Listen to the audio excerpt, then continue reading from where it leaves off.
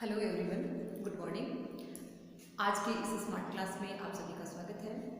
मैं बेटा आज आपको वही अपने प्लेटो की श्रृंखला में हम चल रहे थे साम्यवाद में, और साम्यवाद में हमने पढ़ा कि प्लेटो ने दो तरह के साम्यवाद हमें दिए हैं। एक साम्यवाद था आर्थिक साम्यवाद और दूसरा था जो है परिवार संबंधी साम्यवाद। तो एक निजी संपत्ति के संबंध में साम्यवाद जो था उसमें ये था कि जो संरक्षक वर्ग है और सैनिक वर्ग है, ये दोनों वर्ग जो है इन पर ये दोनों तरह के साम्यवाद जो है लागू होते हैं। जिसमें ये था कि प्लेटो ने ये कहा कि संरक्षक वर्ग और सैनिक वर्ग जो है वो निजी संपत्ति का पूरी तरह से उन्मूलन करेंगे, उनके पास अपनी कोई निजी संपत्ति नहीं होगी। ठीक उसी श्रृंखला में उन्होंने दूसरी बात कही, वो है संपत्ति संबंधी साम्यवाद और दूसरा परिवार संबंधी साम्यवाद। तो परिवार संबंधी साम्यवाद हालांकि देखा जाए बेटा तो सामाजिक व्यवस्था के बतौर अगर हम सोचें तो ये संभव नहीं है, क्योंकि हर एक आदमी जिसका नेचर प्रकृति ने इस तरह का बनाया है कि वो बिना परिवार के नहीं रह सकता। परिवार अगर नहीं होता है तो वो प्रेम की भावना, स्नेह की भावना, केयरिंग की भावना, ये सब चीज़ें जो है नहीं सीख पाएगा। लेकिन इसके पीछे प्लेटो का जो मकसद था वो अपनी शासन व्यवस्था को इस तरह से एक आदर्श रूप देना था, जिसके तहत वो ये चाहता था कि परिवार में क्या होता है कि परिवार संबंधी मोह जब होता है तो विभिन्न परिवार आपस में अपने अपने परिवारों तक सीमित हो जाते हैं। और प्लेटो चूँकि एक विस्तृत धारणा की सोच रखने वाला विद्वान था, और उनकी सोच ये थे कि आप सिंपल अपने परिवार, निजी परिवार तक सीमित ना रह करके कंप्लीट अपना जो राज्य है, राज्य रूपी एक परिवार बनाया जाए। और राज्य रूपी परिवार में उन्होंने ये कहा कि राजा की सोच इतनी विशाल और विस्तृत होनी चाहिए, इतना उन्मुक्त उसका नेचर होना चाहिए कि राजा जो है वो पूरे समाज को, पूरे राज्य को अपना परिवार समझे। निजी परिवार में, निजी संपत्ति में अगर वो बंधा रहेगा तो वो अपने से बाहर कभी भी नहीं निकल पाएगा। देखो आप थोड़ा सा अपने दिमाग को भी थोड़ा सा जो है ओपन करके सोचिए कि बात ठीक है प्लेटो की, क्योंकि निजी स्वार्थों से ऊपर उठ करके हम जब सोचेंगे तो कहने का तात्पर्य ये है कि राज्य ही अपना परिवार है और राज्य की संपत्ति ही अपनी संपत्ति है। और अगर ऐसी भावना किसी संरक्षक वर्ग में होती है, राजा वर्ग में होती है, तो वह राजा अपने राज्य की सुरक्षा के लिए, अपने राज्य की इनकम को बढ़ाने के लिए और राज्य की सुख सुविधा के लिए वो तमाम प्रयत्न करेगा जो एक मुखिया अपने निजी परिवार के लिए करता है। क्योंकि सोच यहाँ पे प्लेटो के कहने की ये है कि एक आदमी जो अपने परिवार के लिए जो चिंता करता है, जो सुरक्षा की व्यवस्था अपने परिवार के लिए करता है, ठीक संरक्षक वर्ग के लिए पूरा राज्य उसका अपना परिवार है। और उस परिवार की सुरक्षा के लिए राजा जो है वो निजी से बाहर निकल करके कंप्लीट राज्य को अपना परिवार मानेगा और राज्य की संपत्ति को ही अपनी संपत्ति मानेगा। तो बेटा मैं आपको थोड़ा सा इसमें बिंदुओं को ध्यान में रखते हुए डिटेल से इसको वन बाई वन आपको समझाती हूँ कि क्या कैसे किस प्रकार से विद्वानों ने जो है वो प्लेटो के संपत्ति संबंधी और परिवार संबंधी साम्यवाद के संदर्भ में विभिन्न अपने जो है मत प्रकट किए हैं। ठीक इसी प्रकार से कौन कौन से बिंदुओं से हम ये जान सकते हैं कि प्लेटो ने परिवार संबंधी साम्यवाद के संदर्भ में उनकी क्या विशेषताएं निकल करके आती हैं, उनकी क्या उपयोगिता किस प्रकार से हैं। तो सबसे पहले हम बात करते हैं कि प्लेटो का परिवार संबंधी साम्यवाद, आप या यूँ दूसरे शब्दों में इसको यूँ भी बोला गया है कि स्त्रियों का साम्यवाद, क्योंकि परिवार कैसे बनता है, सबसे पहले किसी पुरुष की शादी होती है, उसका विवाह होता है, विवाह के बाद उसकी जो है पत्नी के बाद बच्चों के बाद उसका पूरा परिवार, फिर उसके माँ बाप हो जाते हैं, फिर दादा हो जाते हैं। कहने का तात्पर्य ये है कि वो परिवार आगे बढ़ता रहता है। तो सबसे पहले उन्होंने परिवार संबंधी साम्यवाद में ये कहा कि स्त्रियों को जो है पूरी तरह से शादी करने पर, स्त्री और पुरुष को शादी करने पर पूरी तरह से बैन होगा, पाबंदी होगी। तो इसमें उन्होंने ये कहा है कि संरक्षक वर्ग के लिए निजी संपत्ति के निषेध के साथ साथ अर्थात प्लेटो उन्हें निजी जीवन अर्थात निजी परिवार से भी वंचित करता है। इस संदर्भ में प्लेटो का विचार था कि संरक्षक वर्ग कुशलतापूर्वक अपने कर्तव्यों का पालन कर सके, इसके लिए संपत्ति के मोह के साथ साथ परिवार के मोह से भी उसे मुक्त किया जाना चाहिए, क्योंकि ये दोनों एक दूसरे से बंधे हुए हैं। परिवार होगा तो निजी संपत्ति चाहिएगी, निजी संपत्ति है तो वो खर्च किसके लिए करे, किसके लिए वो जो है अपना धन इकट्ठा करे, इसके लिए उसे परिवार चाहिएगा। कहने का तात्पर्य कि दोनों ही चीज़ें एक दूसरे से जुड़ी हुई हैं और दोनों को ही उन्होंने मुक्त किया है संरक्षक वर्ग से। इसके बाद प्लेटो जैसा दार्शनिक ही ऐसा साहसिक कार्य कर सकता है, क्योंकि हर किसी दार्शनिक के बस की बात नहीं हो सकती कि वो ये कह सकें कि परिवार और निजी संपत्ति संरक्षक वर्ग के लिए नहीं होगी। हालांकि ये उनका एक आदर्श था, एक कल्पना थी, लेकिन फिर भी इतनी बड़ी कल्पना करने की भी हिम्मत कोई दार्शनिक नहीं कर सकता जैसे कि हिम्मत प्लेटो ने की। क्योंकि आज तक आप यूँ कह सकते हैं कि किसी विद्वान ने किसी दार्शनिक राज्य, किसी आदर्श राज्य की कल्पना के लिए जो बात प्लेटो ने कही है वैसी कोई व्यक्ति कल्पना भी नहीं कर सका। कहने का तात्पर्य बड़ा साहसिक उसका कार्य था। कई आलोचनाओं का शिकार भी प्लेटो को इस संदर्भ में होना पड़ा, लेकिन इसके बावजूद भी उनकी जो मंशा थी इसके पीछे, इस कथन के पीछे, वो बहुत ही नेक थी। बहुत ही आप यूँ कह सकते हैं कि परिवार के बराबर राज्य को राजा समझे, ये बहुत बड़ी बात होती है। और तभी एक आदर्श राज्य का स्वरूप ग्रहण कर पाएगा वो राज्य जिसमें प्लेटो ने ये कल्पना की कि एक ऐसा राजा और ऐसी वहाँ की सेना होगी जो अपने निजी चीज़ों से बाहर निकल करके केवल और केवल राज्य के लिए अपना हित सोचेगी। उन्हीं के शब्दों में फिर आगे सुनिए कि प्लेटो जैसा दार्शनिक ही ऐसा साहसिक कार्य कर सकता है कि परिवार जैसी मूलभूत संस्था पर उन्होंने आघात किया। क्योंकि परिवार बेटा, परिवार से समाज बनता है, समाज से राज्य बनता है, और तमाम ये जो संबंध हैं वो एक दूसरे से तभी जुड़े रह सकते हैं जब हमारा परिवार अपना होगा, परिवार से पड़ोसी होंगे, पड़ोसियों से पूरा समाज बनेगा, समाज से राज्य बनेगा। तो कहने का तात्पर्य ये एक बहुत ही एक जुड़ाव वाली बात है। एक परिवार जो एक बंधन है, इस बंधन को तोड़ने की बात तो नहीं कर रहा है, लेकिन वो बंधन की बात ही नहीं करता। वो ये कहता है कि कंप्लीट राज्य जिसमें आप ये कह सकते हैं कि उत्पादक वर्ग के समाज के व्यक्ति होंगे, जिसमें दो वर्ग तो अलग ही कर दिए जो बहुत ही कम संख्या में थे, और केवल एक वर्ग की सुरक्षा के लिए जो है वो कंप्लीट अपना कार्य करेंगे। इसके बाद एक आदर्श राज्य परिवार के आघात किए हैं, उन्हें नष्ट करने का सुझाव देकर उनके स्थान पर एक आदर्श राज्य परिवार की स्थापना उन्होंने प्रस्तुत की। इस बात को तुम लोग नोट करना कि उन्होंने परिवार पे आघात किया, लेकिन उन्होंने क्या बनाया उसके स्थान पर? एक संयुक्त राज्य परिवार, एक संयुक्त राज्य आदर्श परिवार की बात उन्होंने हमें कही। प्लेटो ने इस बात की मान्यता दी कि परिवार व निजी संपत्ति एक दूसरे से जुड़े हुए हैं, इसलिए पहले संपत्ति को हटाओ, और अगर निजी संपत्ति को आप जो है संरक्षक वर्ग से हटाते हैं तो उसके साथ ही परिवार भी उससे जुड़ा हुआ है, तो उससे निजी परिवार भी आप हटा दो। और निजी संपत्ति और निजी परिवार जब दोनों हट जाएंगे तो राजा के लिए कार्य क्या रहेगा? केवल और केवल जनता के हित में कार्य करना, केवल और केवल अपनी जनता के लिए, अपने तमाम राज्य की जनता के लिए सोचना, उसी के लिए समर्पित भाव से कार्य करना।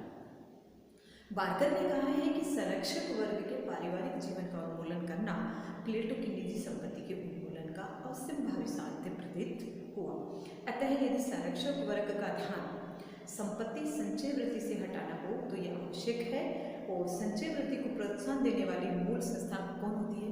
परिवार होती है। क्योंकि संचय हम किसके लिए करते हैं? परिवार के लिए करते हैं। संपत्ति का संचय किसके लिए करते हैं? परिवार के लिए करते हैं। और जब परिवार का ही उन्मूलन कर दिया तो निजी संपत्ति की हमें आवश्यकता ही नहीं होगी। इस प्रकार उन्होंने ये कहा कि ऐसा होने पर न बजेगा बांस, न रहेगा बांस और न बजेगी बांसुरी। जब परिवार ही नहीं रहेगा तो संपत्ति इकट्ठी करने की आवश्यकता ही नहीं होगी। और इस प्रकार से उन्होंने परिवार संबंधी साम्यवाद दिए, जिसमें उनका मूल औचित्य जो था वो था, हम बिंदुओं में बात करेंगे इसकी।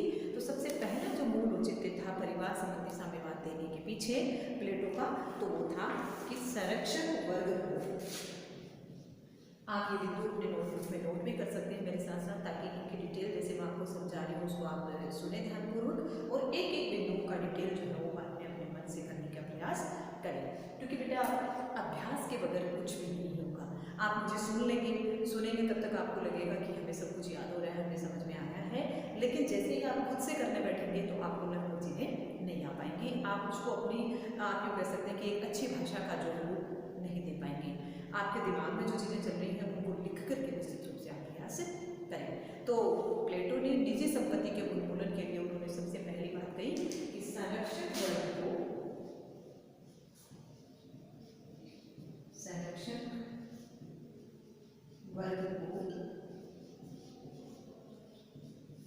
निजी परिवार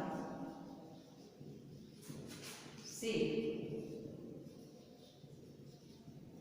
मुक्त करना। कहने का मतलब क्या हुआ कि सबसे पहले प्लेटो की जो कोशिश है वो परिवार संबंधी साम्यवाद के संदर्भ में ये थी कि वो संरक्षक वर्ग को परिवार संबंधी मोह से मुक्त करना चाहता था। इसमें वो कोई बात है ही नहीं, इसको आप अपने तरीके से यूँ लिख सकते हैं कि प्लेटो परिवार को ऐसी घातक संस्था मानता है जो व्यक्तियों में संकीर्ण मनोवृत्ति और प्रबल स्वार्थपूर्ण भावनाओं को उत्पन्न करती है तथा परिवार के मोह में फंसकर तथा अनेक चिंताओं से घिरकर संरक्षक वर्ग अपने सार्वजनिक कर्तव्यों को भूल जाता है। बात भी ठीक है बेटा, क्योंकि परिवार की चिंता व्यक्ति को बहुत बार सताती है और जब परिवार होगा तो कई प्रकार की चिंताएं, कई प्रकार के कष्ट जो है उसे निश्चित रूप से होंगे। तो उस समय संरक्षक वर्ग जो है वो अपना राज्य का हित जो है, राज्य के प्रति कर्तव्यों को भूल करके अपने निजी परिवार जो है उसके कर्तव्यों पर ध्यान देने लग जाता है और निजी परिवार के कर्तव्यों को इस तरह से उलझ जाता है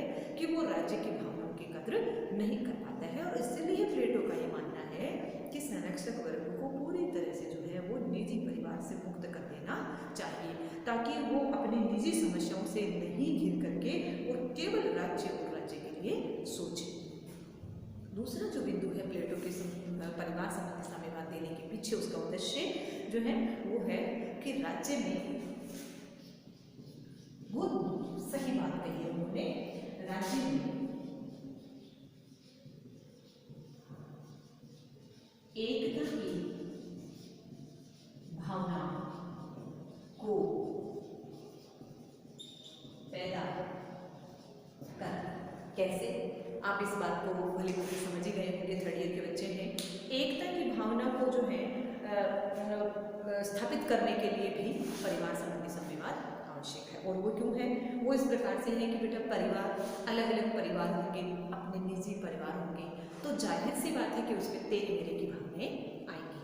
तेरे मेरे की भावनाएं आएंगी, ये मेरा है, ये तेरा है, तेरे से मेरे पास कम है, उसके पास मेरे से ज़्यादा है। कहने का तात्पर्य कि ये सभी भावनाएं जो हैं वो व्यक्ति को कुंठित कर देती हैं और इंसान जो है वो जन्म से लेकर के मरते दम तक उन्हीं तेरे मेरे की भावनाओं में उलझा हुआ रहता है। प्लेटो ऐसा महान दार्शनिक था जिन्होंने इन सब चीज़ों से ऊपर उठ करके संरक्षक वर्ग के लिए बात की और उन्होंने ये समझाया कि प्लेटो जो है वो ये चाहता है कि संरक्षक वर्ग हमेशा परिवार, निजी मोह, तेरे मेरे की भावना से ऊपर उठ करके एक विशाल जो है मनोकामना के साथ कार्य करे और इस प्रकार से राज्य जो है, राज्य में एकता की भावना आएगी, राज्य में तेरे मेरे की भावना नहीं रहेगी। और उनका ये है बात, वास्तव में मानने वाली बात है कि वास्तव में ये जो उनकी बात थी वो परिवार के उन्मूलन का एक सही तरीका था। तीसरी जो बात है वो ये थी कि महिलाओं को मुक्ति और समानता का अधिकार, ये भी बहुत बड़ी बात है।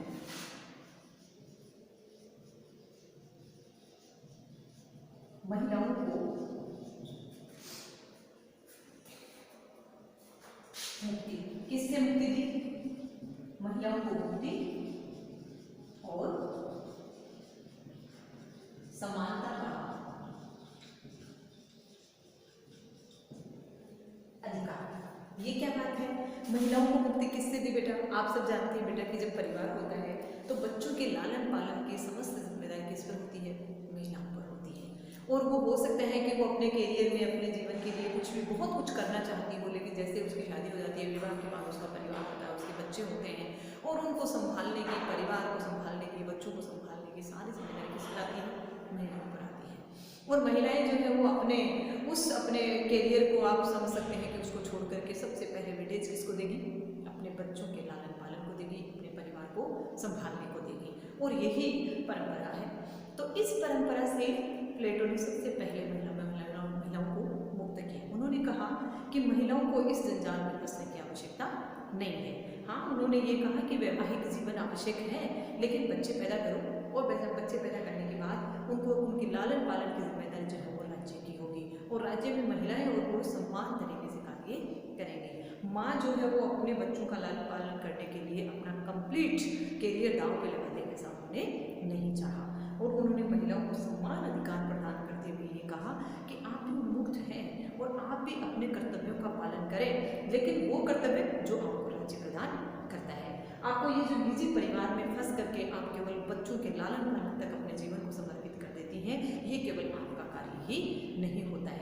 इससे कोई किसी प्रकार की मैं क्रांति पैदा नहीं करना चाह रही हूँ, लेकिन ये सिंपल बात है कि उस माहौल में, उस परिवेश में जिस समय प्लेटो ने ये बात कही थी, ये बहुत मुश्किल कार्य था, क्योंकि महिलाओं को चार दीवारी तक सीमित रखा जाता था, उनको पढ़ने लिखने का कोई विशेष अधिकार नहीं था। ये बात थी कि उनको किसी प्रकार का राजनीतिक अधिकार देना तो सोचना भी बहुत दूर की बात थी। लेकिन इसके बावजूद भी प्लेटो ने इतनी बड़ी बात कही कि शिक्षा, सम्मान, अधिकार स्त्री और पुरुषों को आगे, राजनीतिक कार्य है, सैनिक कार्य है, इन सब में महिलाओं की बराबर भागीदारी, टैलेंट और आप यूँ कह सकते हैं कि जिसकी शारीरिक क्षमता, जिसकी शानदार है, वो स्त्री पुरुषों के बराबर कार्य करेगी। किसी प्रकार का कोई विभेद जो है वो प्लेटो ने अपने राज्य में, अपने आदर्श राज्य में नहीं रखा।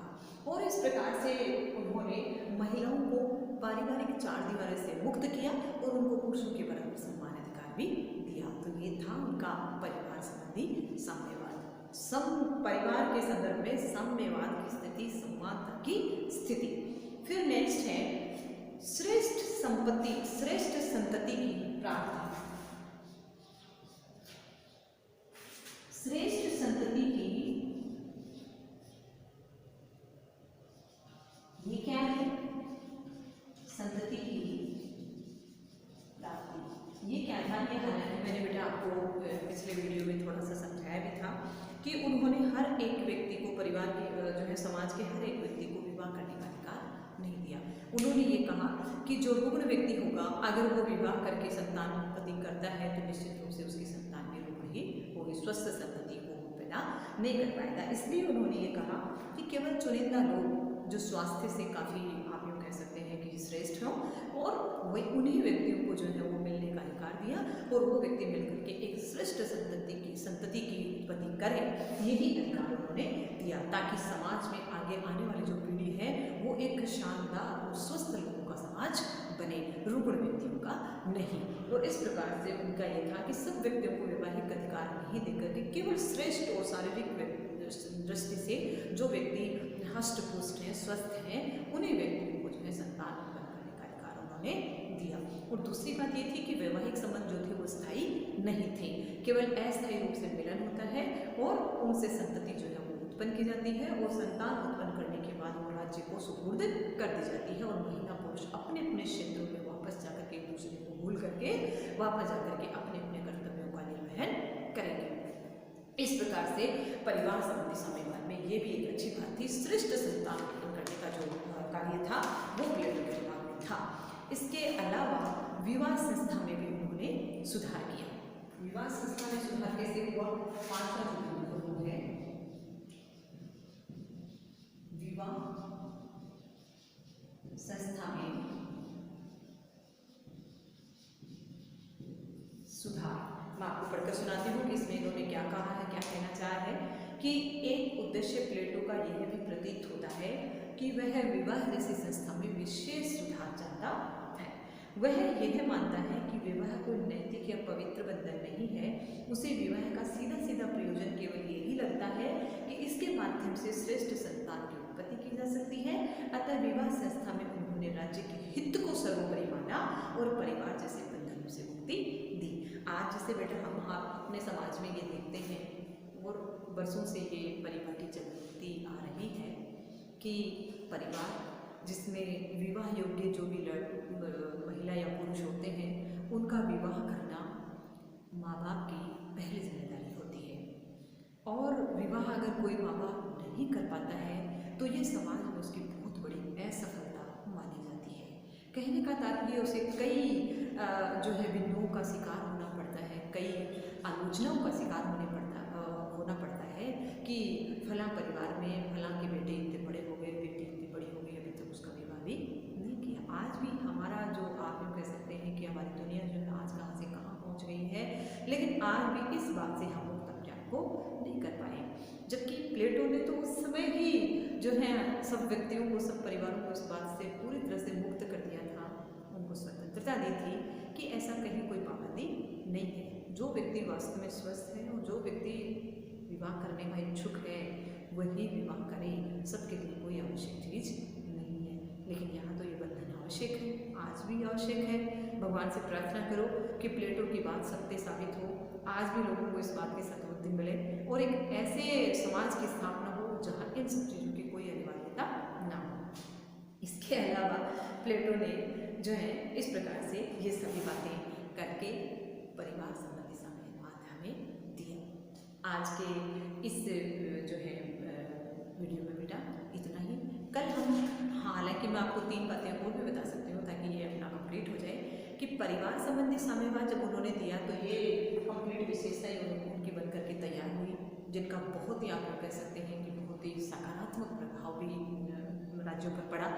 लेकिन मोटी बात यह है कि इसकी जितनी तारीफें नहीं हुई उतनी इसकी आलोचनाएं विद्वानों ने की हैं।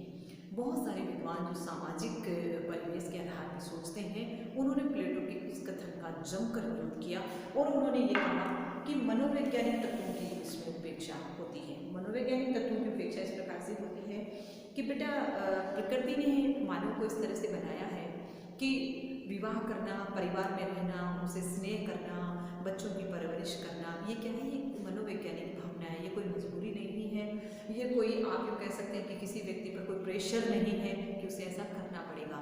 माँ अपने बच्चे का लालन पालन किसी दबाव में नहीं करती है, उसको प्रकृति में बनाया ऐसा है कि उसको अपने बच्चे के प्रति स्नेह होता है, प्रेम और दुलार होता है, उसकी भावनाएं उसके साथ जुड़ी हुई होती हैं और वो जन्म दे करके अपने बच्चे को छोड़ दे, पहली बात तो यही संभव नहीं है, और दूसरी बात छोड़ भी दे तो उसकी ममता जो है वहीं पर कुंठित हो जाती है। वो किसी सामाजिक दबाव का शिकार होकर के बच्चों की परवरिश नहीं करती है।